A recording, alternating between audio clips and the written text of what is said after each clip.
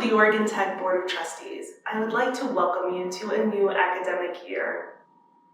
There have been so many changes over the last several months, changes to how we work, how we interact with each other, even changes to how we spend time with our own families that I just wasn't sure how I would feel about fall this year. But I'm still getting that little tingle of excitement. Fall is my most favorite time of year. That drop in temperature, the change in light, the smell of rain, changing color of leaves. For me, fall signifies the true beginning of a new year. And for all of us that are so lucky to be part of Oregon Tech, it's a new opportunity to inspire our students, ourselves, and our colleagues. An opportunity to rededicate ourselves to academic excellence so every student has a chance to succeed. As I was putting together my remarks today for you, I spent some time reflecting on my own experience as a student, and I can tell you I struggled tremendously. I came with a sense of insecurity, a fear of the unknown, and had it not been for some really incredible educators and staff at the college I attended, I probably wouldn't be here today. They were so kind and incredibly supportive, but still held me accountable. And the thing that I remember most was how they treated me and others around them. They came to the table with a sense of professionalism that I still admire today. And when I look around at all of the wonderful people here at Oregon Tech, I see those same attributes in all of you. Although we have an unprecedented year ahead of us, the inspiration that you give our students is so very important and is rare in life. So be proud of who we are, what we do. There is so much to look forward to. I would just like to say, on behalf of the trustees, thank you. Thank you for everything that you do each day, each term, year after year, to provide the best education and professional opportunities and training for our students. You make us proud to be part of Oregon Tech. Thank you, Chair Gomez, for those kind remarks. Hello, everyone. Good morning. Welcome to the 2020 Fall Convocation. When we started the last academic year, about the same time last year, who would have ever thought of the kind of journey we have been on during the last few months? Who would have imagined that we would be starting the new year in this particular fashion? It is amazing how much life has changed for all of us over the last 6 months. Certainly, we were negotiating uncertainty every step of the way. I figured, given all the changes we have encountered, perhaps this year's convocation address should also be changed in this format, a little different. What better time to show that the people of Oregon Tech are able to come together, pull together, and demonstrate our commitment that we are Oregon Tech together. So this convocation address today will not be like the previous years. Instead, it is going to be a collection of voices, interviews, and conversations with some of our colleagues sharing what they have been doing over the last few months, and more specifically, what some of their plans and aspirations are for the new academic year. First, let me begin by thanking you all, faculty and staff alike, for all you have done already to help us maintain mission continuity during this pandemic. I firmly believe it is during times of trials when we prove to ourselves how truly we are committed to something. This is no time to let go of what we believe in. Instead, this is the time to dig in even deeper, work together across all university divisions, and demonstrate our purpose and values. I am convinced that, like many other challenges of the past, Oregon Tech will overcome this one too. Mission continuity is key to our success. Before I talk about the next year, I should also share that this summer has been a pretty hectic few months for many of us. Our executive staff, along with several members of our faculty and staff colleagues, have been very busy over the past summer months, not just addressing the impact of the virus on a campus level, but also its effects at the state level in terms of processes and revenues and their impact on our university. And I am very proud to share that we have been able to successfully work through many of these issues and get some good results for Oregon Tech. First, we were able to convince the HEC to postpone formulaic changes for state appropriations to each of the 7 universities, including Oregon Tech, at least until the next year. I want to talk about the significance of this. One of the formula changes proposed early on would have cut Oregon Tech's funding by about $3 million this academic year, and that would have been the case even with full funding from the state to HEC. For now, we have at least been able to push it out by 1 year. As you may remember, this past April, Governor Brown's office asked the state agencies to prepare for a 17% reduction in the state's allocations. During this summer, we worked closely with our sister universities and lobbied the legislature to convince the Oregon Legislative Assembly not to cut the Public University Support Fund, at least for fiscal year 21, so we have time to react.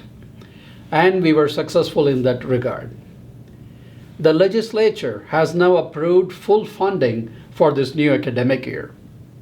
At least at the time of this recording. The governor has not signed off on it. I hope she will do so and support the legislature's decision over the next few days. We were also able to preserve the engineering technology sustainable funds for Oregon Tech and minimize the impact on the line item funds for the Oregon Renewable Energy Center. We did so with sports lottery as well. Now, to top it all off, I am delighted to share that we secured about $19 million in funding for the Boyden Hall renovation. It certainly was a productive summer in terms of preserving and attracting resources to Oregon Tech, and we do have a lot to celebrate. But at the same time, our care and concern has not been just around the immediate financial issues. We all know the pandemic presents a much wider impact on the university and, of course, on all of our lives. It is both now and in the future. For much of the summer, a big thing that has been weighing on all of our minds is the fall term reopening. Understandably, there is a great sense of discomfort among some because of the pandemic, but we would like to reassure you that as a university, safety is paramount. It is our priority to keep our campus community safe, and thanks to the people that contributed in so many ways during the last few months, and thanks to all of you, we are able to be here today opening the new academic year. And talking about the people that contributed, our Human Resources Department, led by Associate Vice President Maureen D. Armand, stepped up in a big way during the last few months. Aside from their day-to-day standard operating responsibilities, there were several other important projects that were underway this summer. Let me now invite Maureen for a conversation. Well, Maureen, welcome. Glad you can be here. You serve as Oregon Tech's Chief Human Resource Officer, our Title IX Officer, and Affirmative Action Officer. For today's conversation, let's focus on your human resource lead functions. I know you've done a great job communicating with our university community and with our employees. What are some of those guidelines that will help us have a healthy and safe year ahead? Could you share some of them, please? Absolutely. Well, we all know that we're not going to have a normal fall term and that everyone will have to adopt some new habits and new practices to do so that everyone does their part in making sure that the term is successful. When it comes to employee safety and health, there are really two sides to the coin. The first side is making sure that employees who are healthy stay healthy. And the other side is employees who happen to get sick, whether it's COVID-19 or just the regular flu, that we take steps to prevent them from coming to campus and inadvertently getting other people sick. Sure. So let's talk about prevention first. All summer we've been talking about new habits like wearing masks such as these and washing hands and making sure that we are keeping our work areas clean. And then the physical distancing is really important as well to prevent the spread of COVID-19 and the flu and things like that. So we want to make sure that employees take active steps to protect themselves. The other side is that we will have employees who get sick, and they may get sick with COVID-19, they may just get the regular flu, and we want to take active steps so that we keep those employees from inadvertently getting others sick. So historically, we have a lot of employees who, if they have some mild cold or flu symptoms, they want to tough it out and still come to work. That's not what we want this term. This term, we want to make sure that anyone who has any symptoms does not come to work. So we're asking every employee to do a quick self-assessment in the morning before they come to campus. And if they've developed any symptoms that may be COVID-19, that they contact their supervisor or HR, and we'll go from there. Another component of prevention is a bit counterintuitive. We know that COVID-19 can be asymptomatic, or that people can be contagious before they develop symptoms. So people may feel perfectly healthy, and a self-assessment isn't going to catch that. So one of the important steps there is the mask wearing or the face covering. While it will provide you some protection, the real purpose of you wearing a face covering is to prevent you from making others sick. Well, it's also important we wear those things not only for the purposes you just mentioned, it is also a good message to others. We continue to reinforce in others. It's culturally, you are reaffirming the value of this in a way. Yeah, I mean, there's real practical use to wearing the face covering, but we also want to think of them as a symbol of respect, that I could be sick without knowing it, and I would not want to make you sick. And the mask is a symbol that helps represent that. And there are places in which people have continued to do that and do that well. There are good examples out there. There are universities that have done it well. I hope we can be an example in the state of Oregon on how well we can do this here. I absolutely agree. I think a lot of it is really just adopting it as a new habit.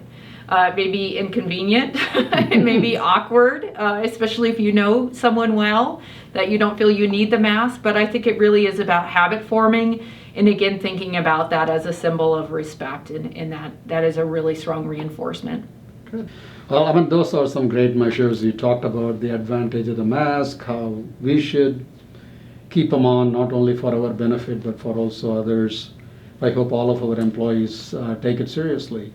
What are some of the other steps Office of Human Resources has been advocating, promoting, so that we can have a good academic year ahead?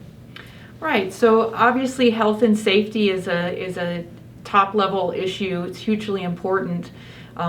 We know that our employees did a wonderful job in the spring term adjusting to the crisis. And at this point, we have to find ways to manage around the health and safety issues, get the work done, but we also want our employees to feel engaged and be able to look forward to the work that we do. One of the things that the Office of Human Resources will be doing this fall is resuming our employee engagement efforts.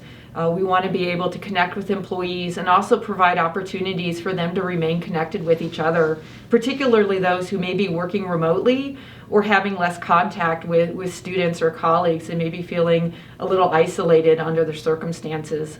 So we'll try to have some events that are kind of fun and light, but also increase offerings of training and education and professional development.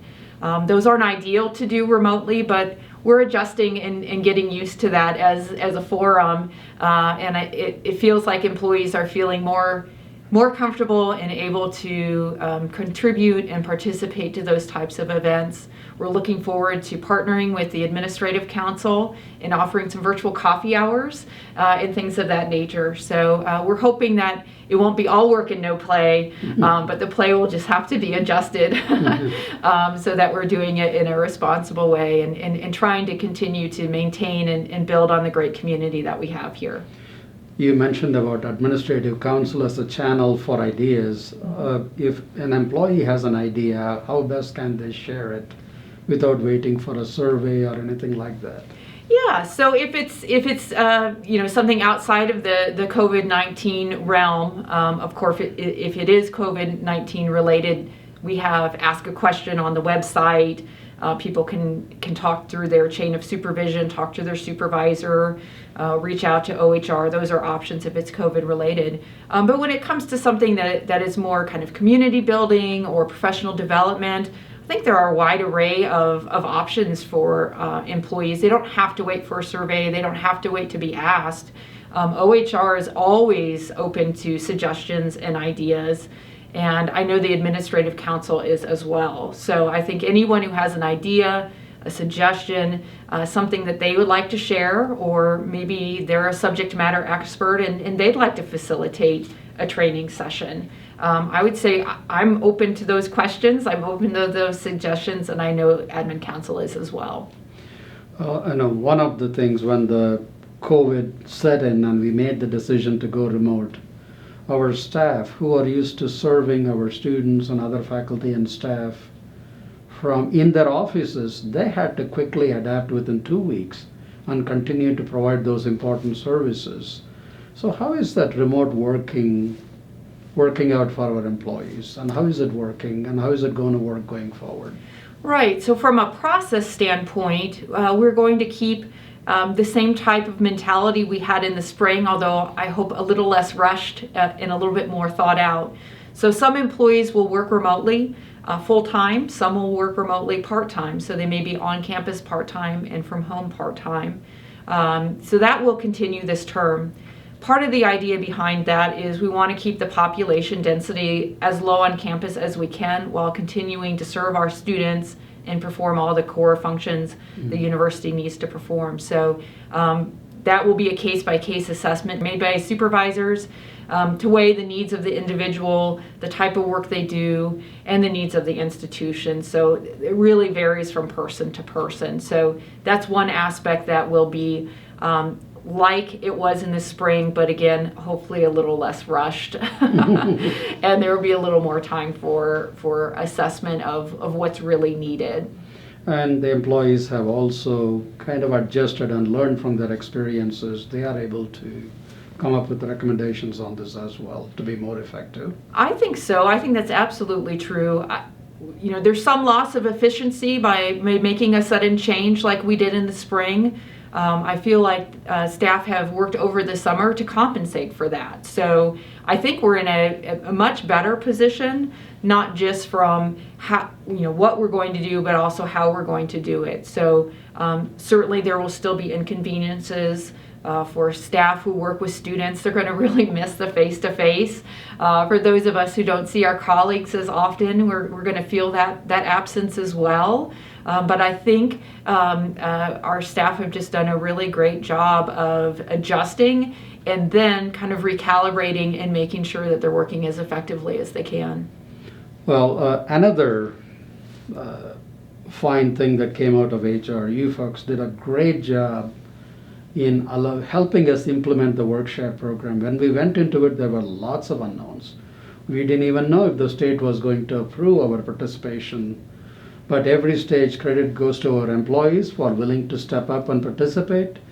And I believe Oregon Tech was the first institution that helped employees get the appropriate compensations. And tell me a little bit about the work-share program. What are some of the steps? And you, Sandy, Hannon, and others have done a great job of cultivating a great relationship with the employment department. Could you talk something about the work-share program?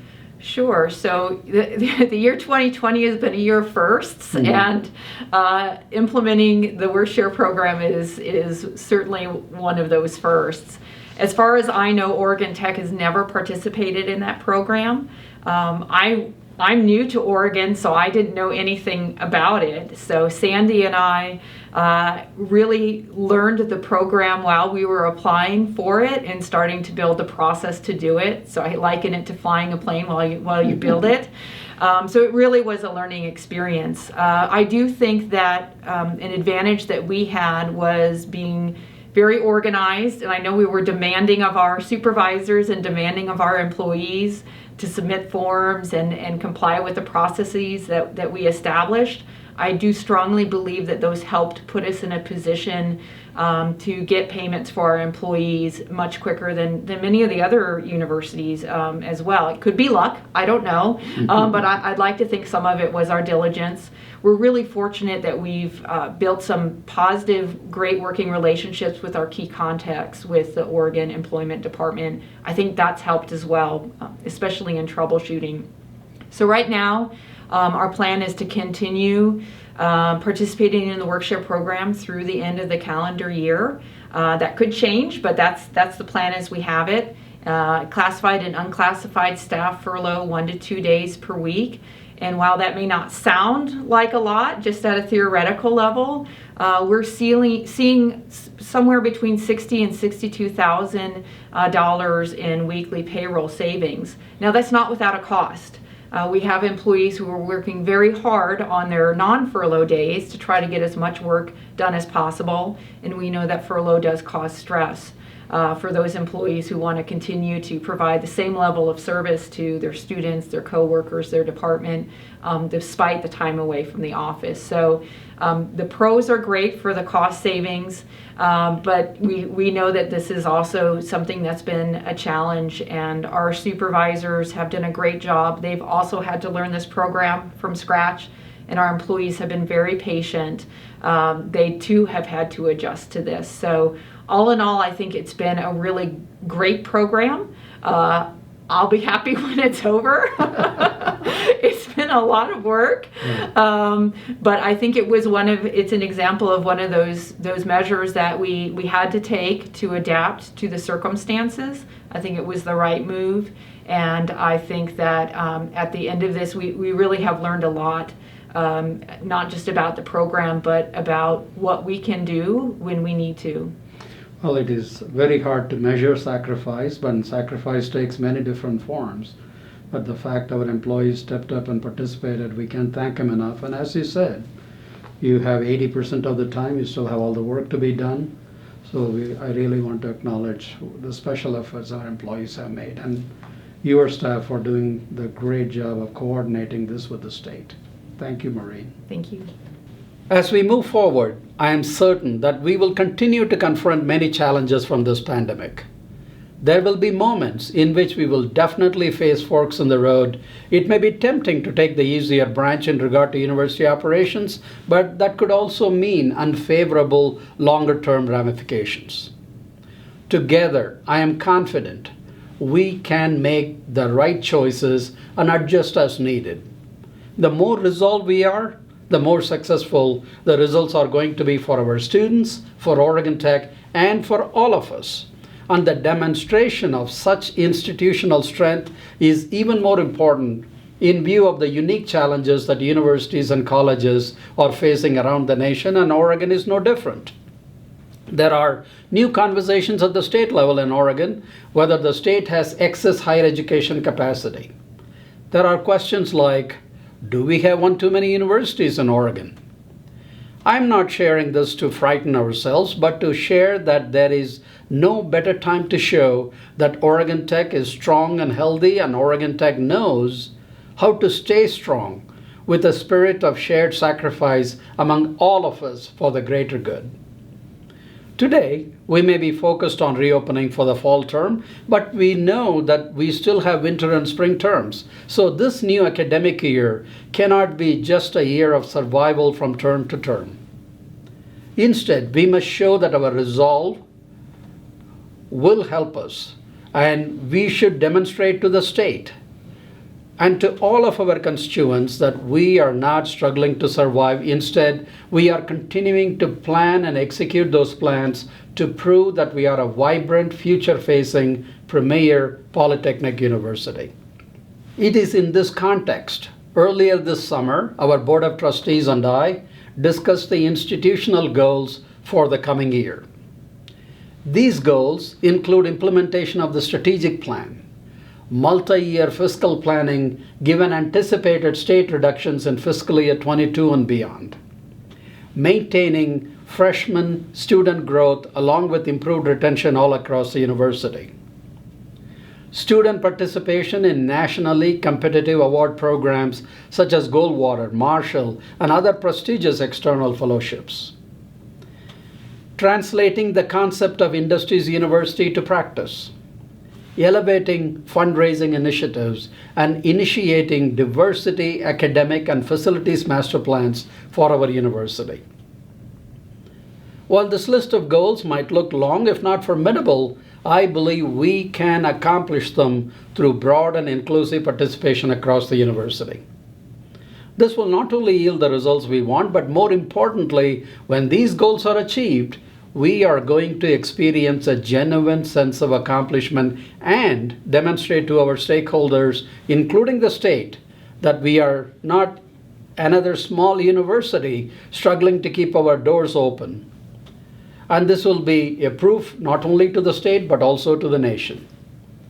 And it is possible to make meaningful progress because we have already charted a pathway. Thanks to the fine work of a steering committee, we now have a new strategic plan, and the institutional goals, as you could see, are linked directly to the new strategic plan. It is a collective and collaborative plan that was built over a year. This is our pathway towards the future, appropriately titled Oregon Tech Together. By the way, that title was inspired by our students. Let me first recognize the membership of the Strategic Planning Committee. As you can see, the membership is broad and inclusive in terms of programs, locations, alumni, foundation, and community. And this committee was successful in distilling an aspirational vision for Oregon Tech, for us to be a world-class polytechnic university nurturing the leaders of tomorrow. The plan is built around 4 pillars of commitment: commitment to student success, commitment to innovation, commitment to community, and commitment to institutional excellence. And in order to create an implementation strategy, we will have 2 co-leaders for each of the pillars. And these co-leaders will then invite faculty, staff, and students from across the university to serve as members in their groups. Now is the time for us to think and plan our implementation steps about the future so we are ready to execute and demonstrate that we are a vibrant university even in these tough times. Let's hear from some of the co-leaders now. Pillar 1 is Oregon Tech's commitment to student success through student-centered educational experiences that happen both in the classroom and outside the classroom that help a student to feel comfortable and engaged while at Oregon Tech and also with their experiences after graduation. Goal number 1 is to nurture and inspire student success. And in my opinion, this isn't done by individuals alone, but by the group collectively, interdependently, as we work as an organization, the faculty, staff, and administration together to help those students be successful in the classroom through their advising and advancement, through their programs and degrees, through their experiences with student services and the successes that they have there. It's an exciting opportunity for all of us to help those students feel comfortable and ultimately to graduate proud to be a hustle and owl. Goal number 2 is about preparing students for success after they graduate. Some of the ways that we can do this is by mentoring them, working closely with them to help them to understand opportunities that they'll have with their careers, career pathways, helping them to understand professionalism and how to work effectively with others, including valuing differences and respecting others. Goal number 3 is about recruiting, retaining, and graduating students. This goal is all about collaboration. It's collaborating with community colleges, high schools, other academic institutions to help bring students to Oregon Tech where they can be successful. As part of retention, as I mentioned earlier, it's about working together interdependently, no matter where we are in the institution, to make sure that we are supporting and moving our students through to graduation and helping them to feel comfortable while they're here. And then finally, with graduation, it's all about those important moments that they have with, again, faculty, staff, and administration, both inside and outside of the classroom, in order to help them to complete their degree and to move forward on a proper career path. Pillar number 1 is all about what faculty do. It's helping students to be successful through their experiences they have with the students in the classroom and outside the classroom, both as their academic advisor and perhaps as an advisor in a club at the institution. I just hope to see faculty continue to do the great work that they're doing in this particular area, only now we have a pillar that supports the student success and focuses on it so that faculty can continue to be successful in these areas. Pillar 2 is Oregon Tech's commitment to innovation. It's about us being champions of innovative teaching, collaborative research, and student engagement. For the first goal, we need to implement innovative ideas and practices that support student success, such as experiential learning, undergraduate and graduate research. In addition, we should also develop innovative business practices that support our students and faculty. We should create and promote opportunities for faculty and staff to innovate, to collaborate, and be creative. For the second goal, we need to start with leveraging our collaboration with the industry and government agencies to make sure that we have and use leading-edge technologies in the classroom, in our instructional and research labs, and in our support operations. We need to work more closely with industry, encourage and support sponsored projects, and promote exchange of intellectual property to become a preferred destination for industry's investment. Faculty and staff can participate in different ways in this pillar. Faculty, in fact, will be drivers of innovation, not only because they are participating, but also because they will be inspiring others, and this will catalyze even more innovation. My co-leader and I would like to put together a work group to come up with ideas to guide our innovation journey, so we can use Oregon Tech's expertise to tackle challenges and make our university more agile and more innovative. Pillar number 3 is all about Oregon Tech's commitment to community. It's about the way that we as students, faculty, and staff engage in leadership roles, provide our professional expertise to the communities where we live and work, and it's about giving back in ways that are meaningful to each of us. The first goal is to create an even more inclusive and cohesive university community. The second goal is about establishing a valued presence locally, statewide, and even nationally. The third goal is to foster and promote a culture of philanthropy university-wide. We encourage participation at all levels. Each position and person plays a vital role in helping the university accomplish these important goals. You can work within your own departments to ensure that your departmental goals are in alignment with the overarching strategic plan goals. Additionally, if you'd like to be more involved, we welcome you to join us. Pillar 4 is about institutional excellence. This pillar is about how we as Oregon Tech can foster a culture of scholarship, leadership, and engagement and institutional pride. It is about all of us learning and feeling motivated to achieve and celebrate excellence and learning to share that pride. The pillar has 3 goals. The first goal is about championing diversity, equity, and inclusion and access among students, faculty, and staff. It's about fostering and sustaining a welcoming environment where all feel supported and experience a sense of belonging. How can we do better in attracting a diverse cadre of qualified candidates? And how can we use appropriate assessment tools for diversity, equity, and inclusion and access university-wide? The second goal is to create a distinctive edge for Oregon Tech and embrace a culture of excellence and continuous improvement. Some of the objectives here include a rigorous review and assessment of academic programs, ensuring opportunities and support for professional development of faculty and staff to advance skill sets in their respective fields. The third and final goal is to build a compelling presence in Oregon and the Pacific Northwest and beyond. How do we create and practice unified branding and marketing strategies for state, regional, national, and international visibility and name recognition? How do we accomplish this through the many things we do, such as our outreach efforts, our athletic programs, and through our alumni network? As I mentioned earlier, the pillar is not only about doing the right things so people can infer that we stand for excellence, it's also about us not being shy, about being willing to speak about our institution with confidence and pride. Thank you all for stepping up to serve Oregon Tech in these important roles. One of the important initiatives I had mentioned before as part of the institutional goals is an academic master plan, and I have requested Provost Joanna Mott to be a leader for this effort.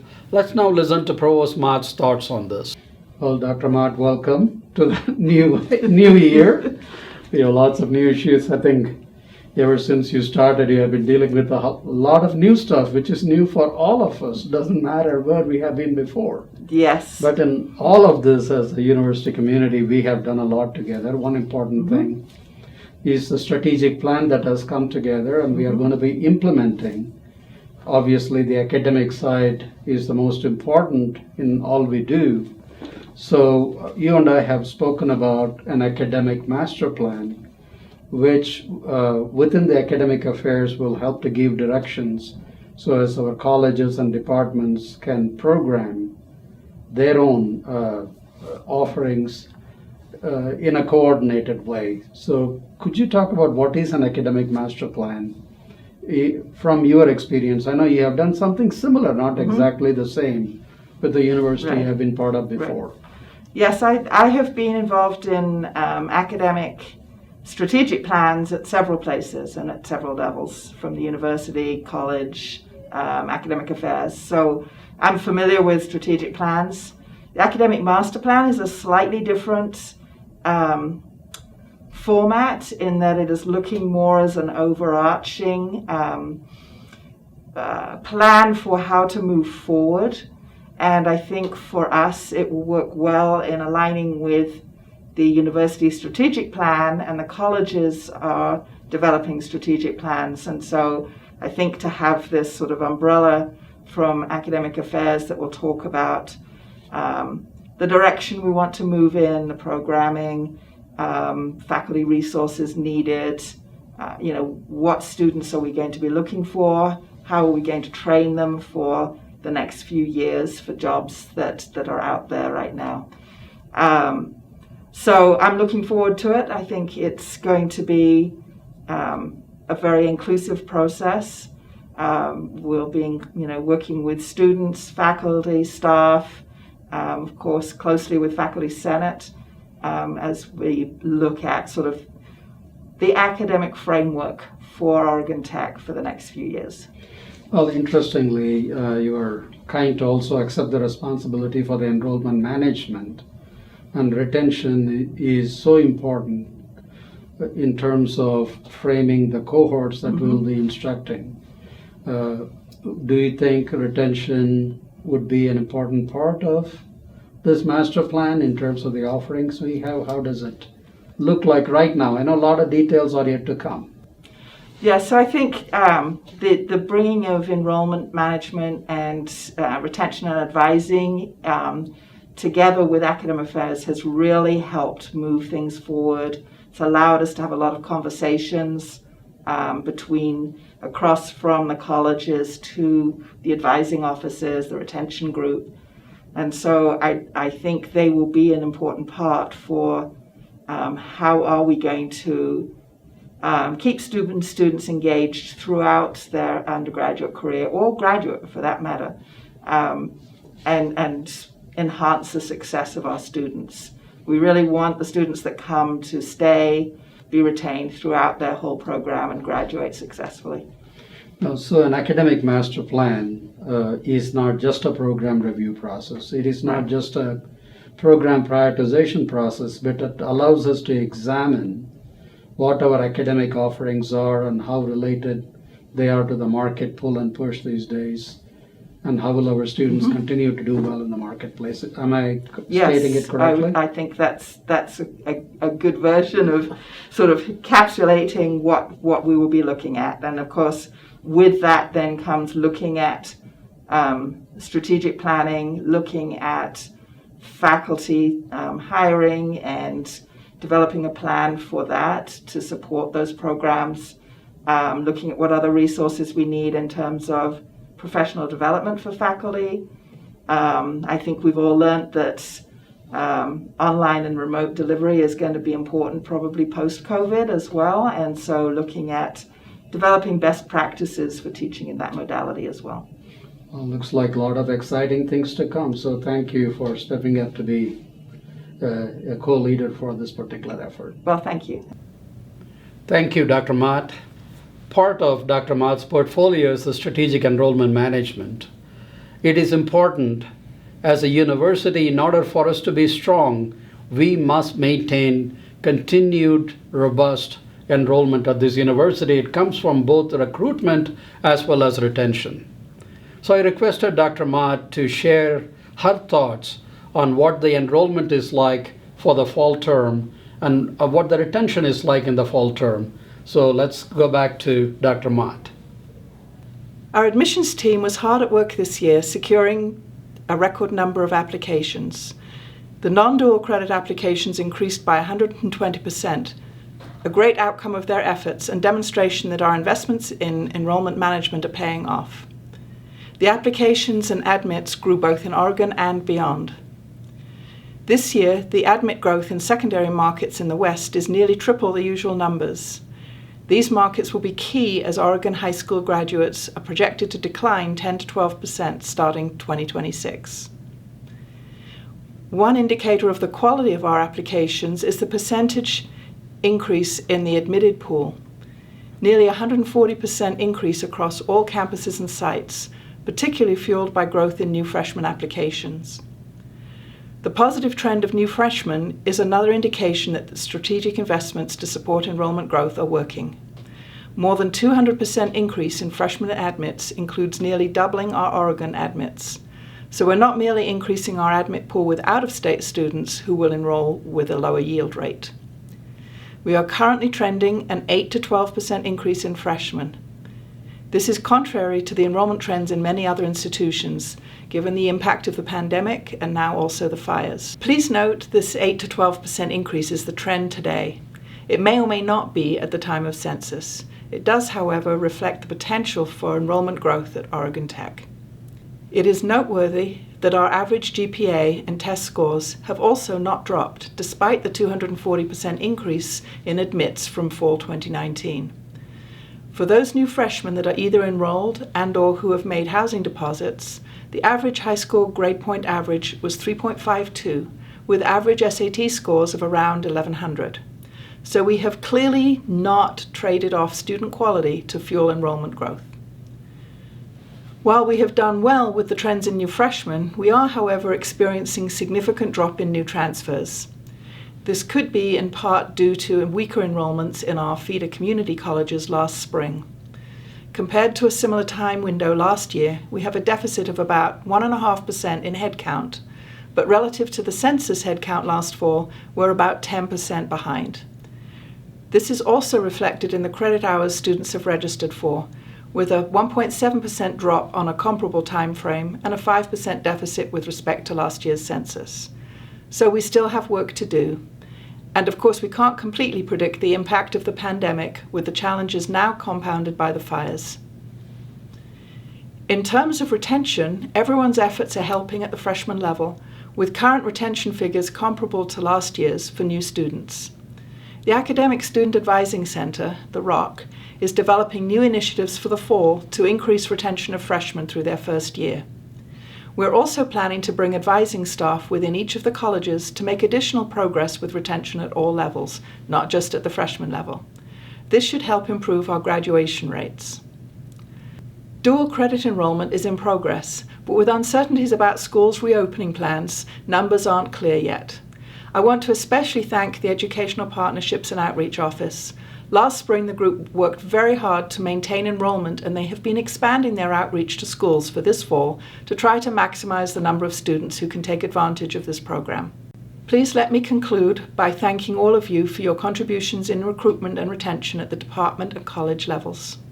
Thank you, Dr. Mott, for that report. A strong enrollment and a robust enrollment at Oregon Tech will continue to dictate how strong and healthy we are as a university. In my earlier comments, I referred to our recent success about securing $19 million from the state for the Boyden Hall renovation. If we add that Boyden Hall funding to what we have already been working on, we would be completing about $85 million in capital investment in Klamath Falls during a 5-year span between 2017 and 2022. Let's now hear from some of our faculty, staff, and students regarding 3 of these projects.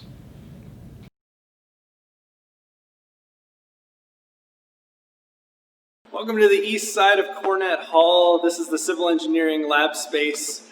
When you enter from the library, this is what you're greeted with.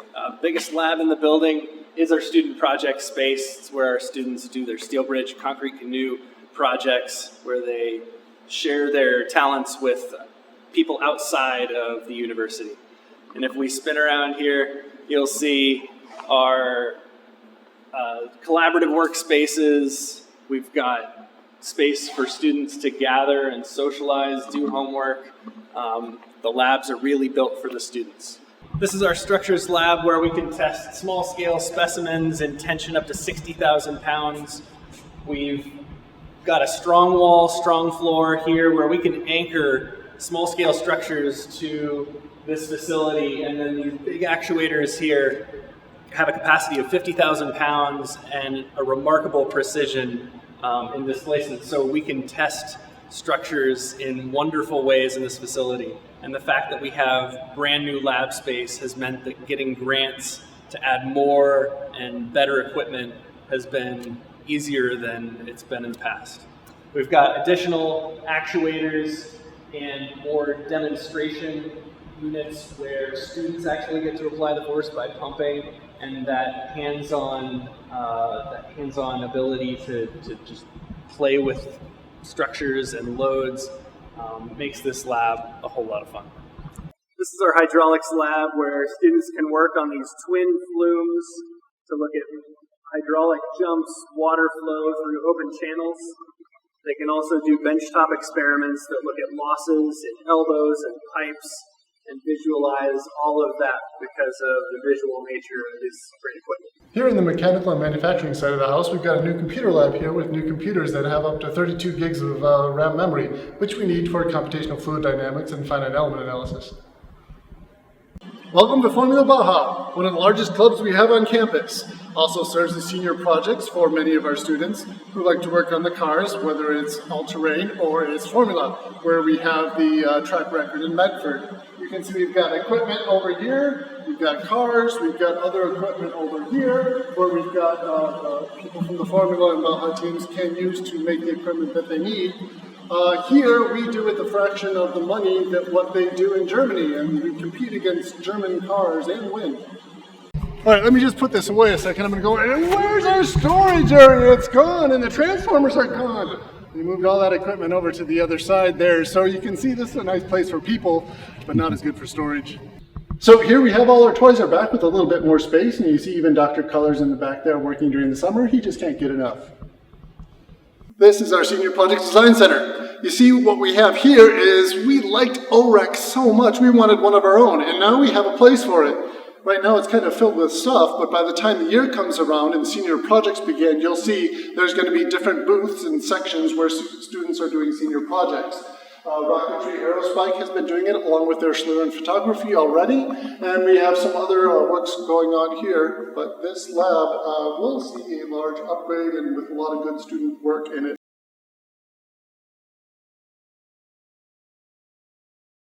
The SEAT project, which is the Center of Excellence in Engineering Technology, is on schedule and currently on schedule and in budget. As you can see behind us, the structural concrete is 100% complete, and underway currently is erecting of the structural steel package. Also of note on this project is that the contractor, Droit Construction, has a Oregon Tech student, Matthew Dugan, working on the project as an intern, which is great to see. The contractor involved Oregon Tech students as part of the process. The current schedule has completion in late July, early August of the summer of 2021, so roughly 12 months from now. And again, the project is on schedule, so that completion date should be met without any major concerns.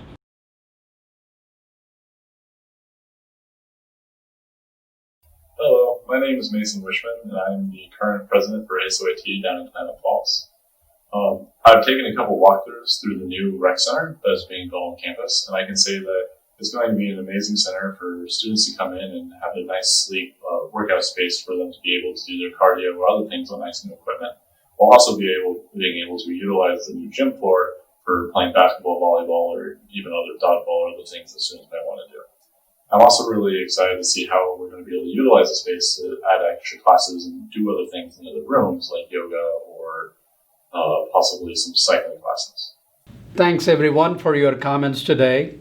I just want to add an anecdote here. Recently, a dean of engineering from another university had driven through Klamath Falls and wrote to me that he had an opportunity to drive around campus on his way, and he was complimenting the vibrancy of our campus and how good it looks to see new buildings going up, which is in some ways a reflection of how the university is growing.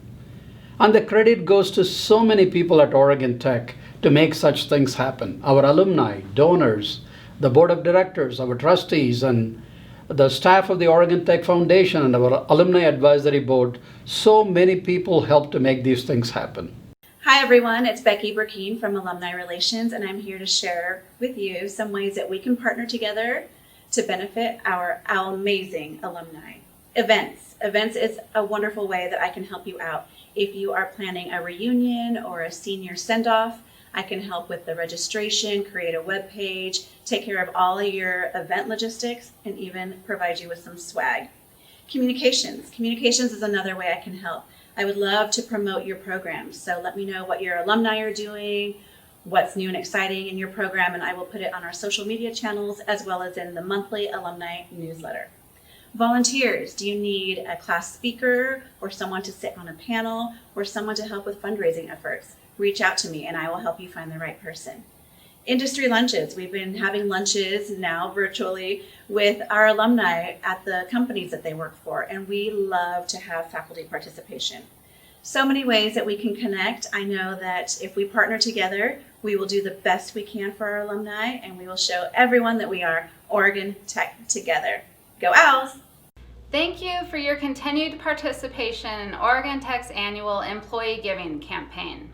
Your increased participation truly demonstrates your commitment to student success and Oregon Tech. Additionally, you were part of last year's greatest success of over $990,000 awarded to students last year, and over 300 students at that. You helped launch Oregon Tech's first annual Giving Day, Give a Hoot Day, in April, where we also launched the Helping Owls Scholarship Fund to provide support to students who were impacted by COVID-19. Your support, along with community support and contributions from the university, resulted in $150,000 going out to students last spring. Students like McKenna Davis Overly, who is a freshman and aspiring to become a medical lab specialist. Students like Robert Scott in cybersecurity program. And students like Davia Fleming, true go-getters, and she was the one who spearheaded the PPE program through the 3D printer last spring. Thank you. We couldn't have done this without you. Oregon Tech Foundation is partnering with Alumni Relations to launch a new speaker series this academic year called Oregon Tech Together. We're going to be providing insider, behind-the-scenes looks at Oregon Tech. It's going to be really exciting. Tomorrow, Ashley Cox, a two-time Oregon Tech graduate, will be having a conversation with the new Dean of the College of Health Arts and Sciences, Dr. Peterson. We hope you will join us.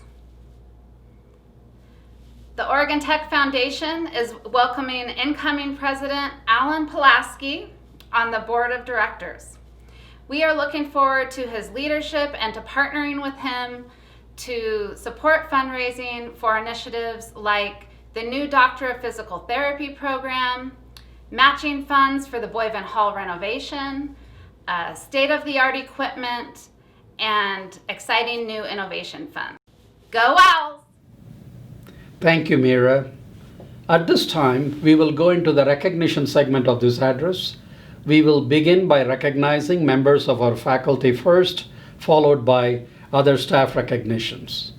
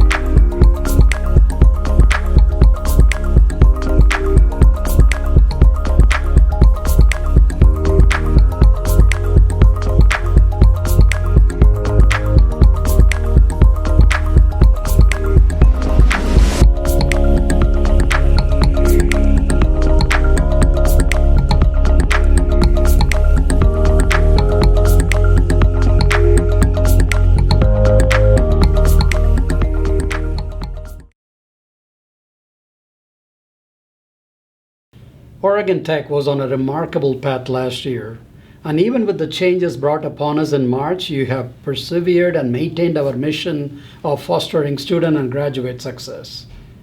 I'm sure you will agree with me that even in a virtual format, it is so important to take the opportunity to recognize those that have gone the extra mile and have been nominated by their peers to receive additional recognition. At this time, it's my honor to present the Classified Staff Awards and the President's Staff Awards. This year, in another change of presentation, we have 2 recipients for Classified Staff Awards and 3 recipients for President's Staff Awards. When you hear their names, I believe many of you will easily remember ways in which they have provided exemplary service. First, I will present the Classified Staff Award. Let me begin by thanking Rhonda Keating for serving as chair of the committee this past year. Our classified staff members play invaluable roles at Oregon Tech. They provide valuable administrative and academic support, maintain our facilities, keep our campus safe, and help take care of our community of students, faculty, and staff. Behind the scenes, classified staff members work to make Oregon Tech a better place for all of us, and this year's 2 recipients are no exception. I will first announce their names and then share excerpts from the nomination letters that we received. It's my pleasure to present the first 2020 Classified Staff Award to Keith Hill. Keith is cogeneration engineer in facility services and most notably helps maintain the water system and geothermal power. From his nomination letters, he is responsive at all hours of the day and night when systems go down, working hard to get systems back and functioning well. His positive attitude and generosity of his time shine through when I call late at night or early in the morning with news that something is not working appropriately. The responsiveness from Keith is especially meaningful as my calls come on behalf of our residential students. A dedicated professional working tirelessly in the background to keep our campus comfortable so our students, faculty, and staff can do their jobs effectively as well. Well, thank you, Keith, for all you do and going the extra mile to help. Congratulations. Our second 2020 Classified Staff Award winner is another individual who works on the infrastructure of Oregon Tech and who is not always seen. With 30 plus years of IT experience, we are lucky to have Woody Blackman on our team. Woody is a systems administrator in information technology services and has helped to provide many technological advancements for the university. Again, sharing some of the words from his nomination. The critical point in this nomination is Woody's work during the COVID-19 pandemic. Woody's expertise in Microsoft Azure and virtual desktops saved the rest of our academic year. Woody led the rest of the systems admins in an incredible feat that should have been impossible. Another one. Woody's efforts produced a Windows virtual desktop environment that allowed faculty to teach and students to learn remotely. Keep in mind, this is a project that usually requires 6 to 12 months to complete correctly, but he and the team did it in 2 weeks. He is always thinking ahead and preparing for whatever may come our way. His goal has always been to make sure faculty have the tools they need to teach the students and students have the tools they need to learn with. Thank you, Woody, for your dedication for keeping Oregon Tech ahead of the game and moving towards the future. Congratulations. Next, I'm pleased to recognize 3 recipients for the 2020 President's Staff Award. This award is meant to honor an individual or individuals whose achievements extend to the university as a whole and who puts the well-being of the institution above personal needs and who makes Oregon Tech a better place to be. In the last 6 months, this first individual has become well known to all of us. Karen Blevins, Associate Director for Payroll Services, is part of a team of 2 who ensure that our payroll is accurate and timely. Her work ethic and dedication is nothing short of admirable, wrote one of the nominators. She is always going above and beyond, particularly during the close of the payroll cycle. Second nomination. When the COVID-19 pandemic arrived and we moved to remote delivery, Karen stepped up to help student workers find employment when their on-campus jobs had disappeared. Karen was so worried that we had students who were dependent upon their on-campus jobs for rent and food.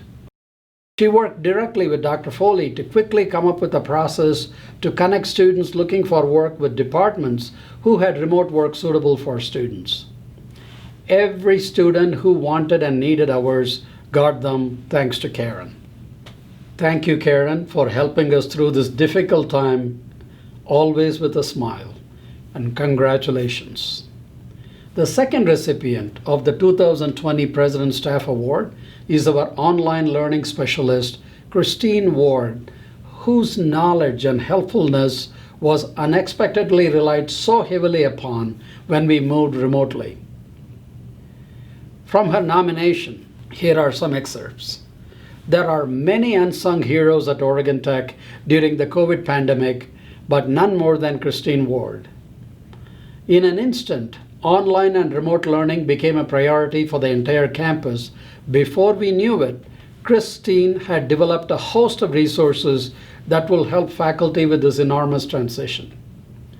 During this period, she took the institution huge steps forward in making classes accessible for all students.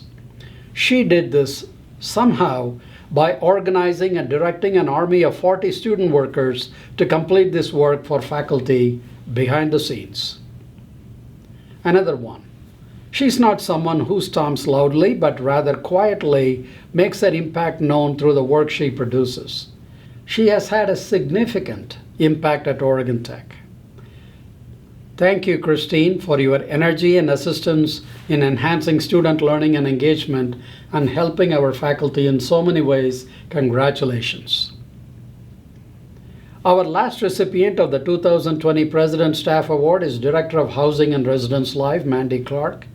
Mandy has been with Oregon Tech for 14 years and has made a significant impact during her time. Let me share the appreciation in some of her letters. First one. She sets her goals high and is a role model for those who she supervises and works with. She is always professional, even when dealing with after-hour emergencies or student conduct issues. Another one. She is committed to making the best experiences for our first-year resident students, is dedicated to the well-being of our students, and understands the importance of working as a team. Through the COVID-19 crisis, Mandy was able to adapt to address the needs of our students, those who needed to remain in on-campus housing, those who needed to move out immediately, and those who went home for spring break, and had to figure out what to do with their belongings in Klamath Falls once they decided they were staying home. The entire time, she was committed to meeting the students' needs while keeping the financial status of the university in mind. Obviously, glowing nominations. Mandy, thank you for your hard work, We know that you will continue to put the welfare of our students first as we enter this fall term and as you navigate welcoming students to the residence halls. Congratulations again to all of our winners, the winners of classified staff and president staff awards this year. Our sincere thanks to all of you for your dedication and service to Oregon Tech and the community.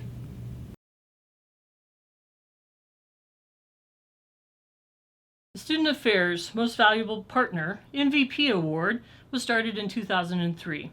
This award annually recognizes an individual or department that has made exceptional efforts in collaborating with the student affairs staff. Any part-time or full-time faculty or staff member not in student affairs is eligible for the award. Last year's award winner was Alan Wallace. Usually I have all the past recipients stand, but that's not possible in this virtual presentation. So past recipients, go ahead, take a bow, give yourself a pat on the back. So it's with great pleasure that I present this year's Student Awards MVP Award to, wait for it, Maureen DeArmond, whose name is now on our perpetual plaque. I will be sure to get Maureen her award today. In their nomination of Maureen, the Student Affairs Directors shared the following comments. Maureen has worked tirelessly since March to address employee issues with regards to COVID-19, furloughs, early retirement, and the new Title IX regulations. Her response time is very quick, and she's great about asking for feedback on things that she's created. She's been available on the weekends and in the evenings to provide information and support that she's gone above and beyond in order to advocate for and support staff during these challenging times. Maureen also made herself available for a department's annual retreat. Maureen presented on workplace violence, which was well received by the department's staff and provided a much better understanding of this subject matter. She also provided a much clearer picture of what actions to take should this occur on campus. Maureen created a new affirmative action plan, as the previous plan had expired.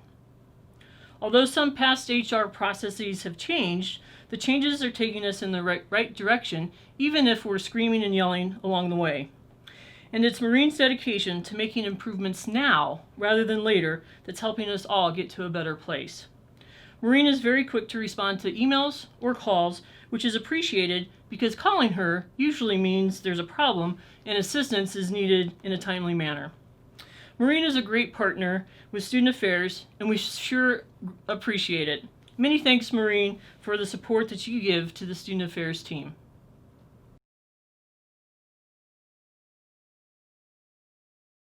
Good afternoon. My name is Alan Pulaski, and I'm thrilled to be the incoming president of the Oregon Tech Foundation. My involvement with Oregon Tech started about 8 years ago when my son was graduating from high school and looking at colleges to go to. I was helping him research schools, and as I found out about Oregon Tech, we both became very impressed with the mission, the vision of the school, the size of the classes that he would be attending, and it just seemed like a great fit. So as he went on and I followed him through his first couple of years, I just continued to become even more impressed with what Oregon Tech offered and the quality of education that he was getting, especially for the cost. So the value was incredible.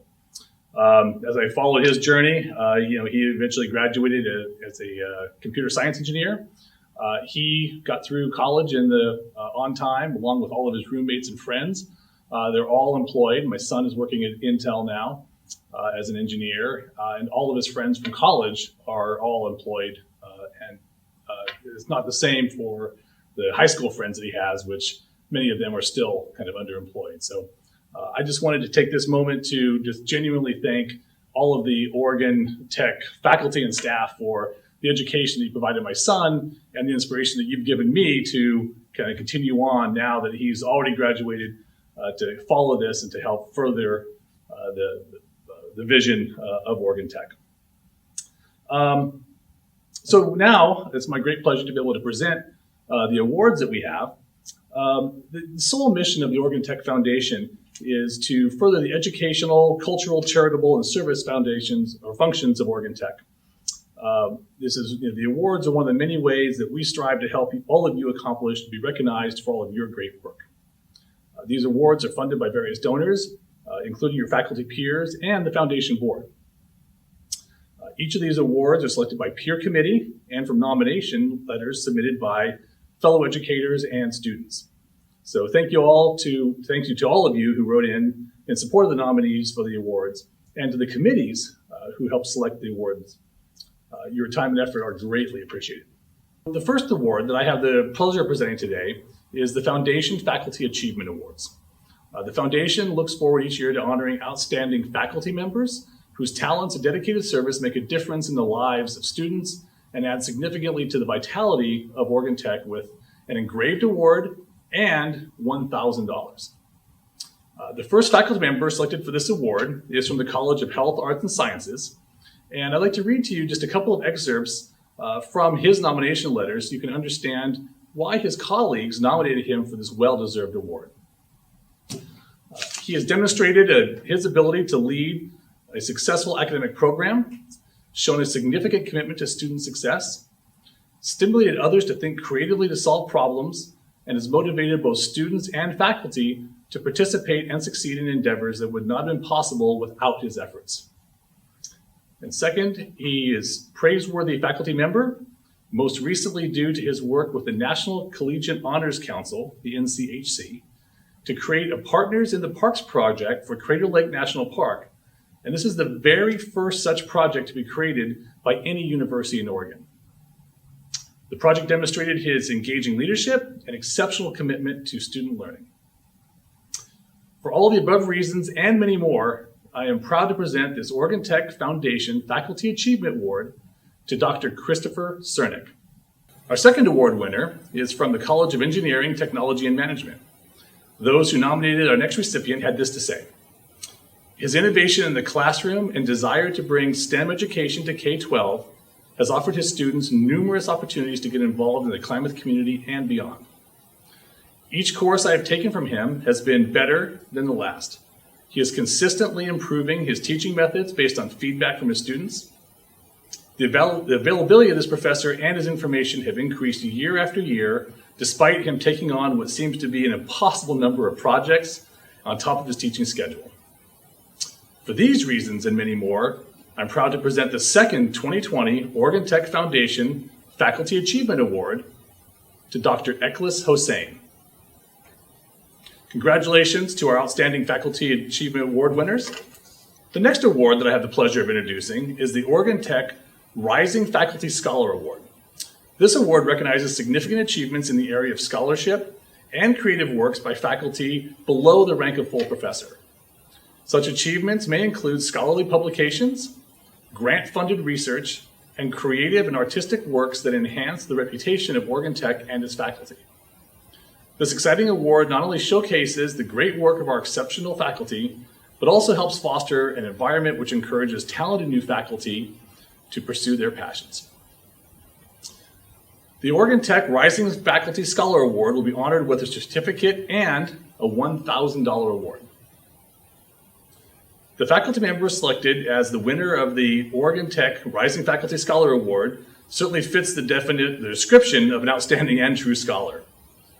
Here's a couple of representative statements in the nomination forms. First, our recipient has successfully obtained over $500,000 in grants and awards in the last 3 years. And second, over the past several years at Oregon Tech, his work has been a blend of traditional academic research and applied community-based research. Due to the nature of his expertise and interests, the work has the reputation of Oregon Tech at the community, regional, and national levels. He's received federal grants presented at regional and national conferences, published creative works, and worked with a wide range of organizations and agencies to build an infrastructure of proper research in our communities. Please join me in honoring Dr. Kyle Chapman as the 2020 Oregon Tech Rising Faculty Scholar. Our last group of awards I have the pleasure of announcing is the Oregon Tech Foundation Excellence in Teaching Awards. These awards are presented annually to recognize the outstanding teaching of one faculty member from the College of Engineering, Technology, and Management, and one faculty member from the College of Health, Arts, and Sciences. With this award, the Foundation and Commission on College Teaching honor faculty members whose talents as teachers make a difference in the lives of students. Award recipients will receive a $1,000 stipend, a parking spot of their choice, and will be honored with a certificate. The first faculty member selected for this award is from the College of Health, Arts, and Sciences. Here are some kind words by students and fellow colleagues. She is always there to help her students, whether it is through a phone call, during her own time, office hours, you name it. She really cares about her students and if we understand the information. She is clearly a dedicated professional who takes a great deal of pride in the quality of her instruction, the materials she presents, and takes the time to ensure they are accurate. As continued theme throughout the nomination letters was the care that she had for their students, and the phrase above and beyond was seen multiple times. For all these reasons and many more, I am above and beyond proud to present the Oregon Tech Foundation Excellence in Teaching Award to Dr. Tanya McVeigh. Our second award winner is from the College of Engineering, Technology, and Management. Those who nominated our next recipient had this to say: easily one of the best professors I've had. He's always available and willing to answer questions, and his answers are always helpful.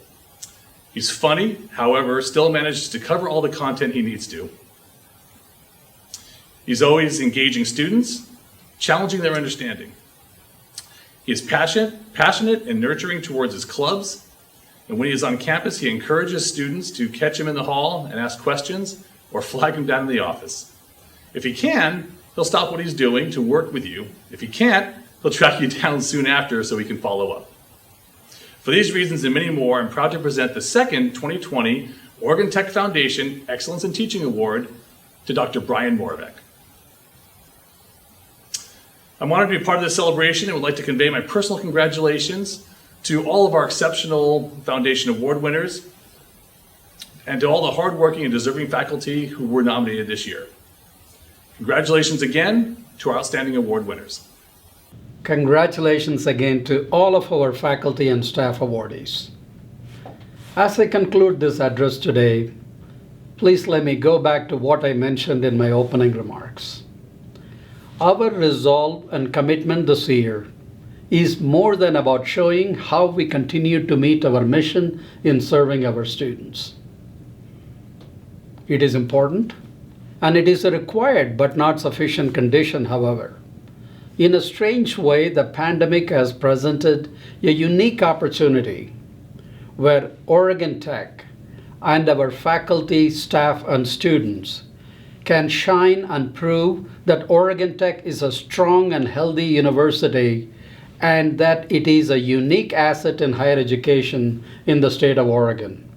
This is going to serve us well, not only in the short term, but also in the long term, and that is very important.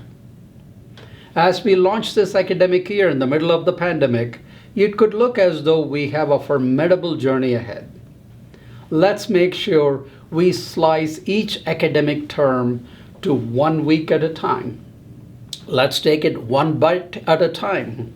Let's focus on just the next week of classes. Let's make sure the next week ahead is completed successfully with the health and safety of everyone in mind. Pretty sure we will come upon week number 10 in each term. Let us support each other through this journey with a calm and steady hand at the tiller. We can do this and do this very well. Have a great rest of the convocation and a safe and healthy and prosperous academic year ahead. Thank you very much.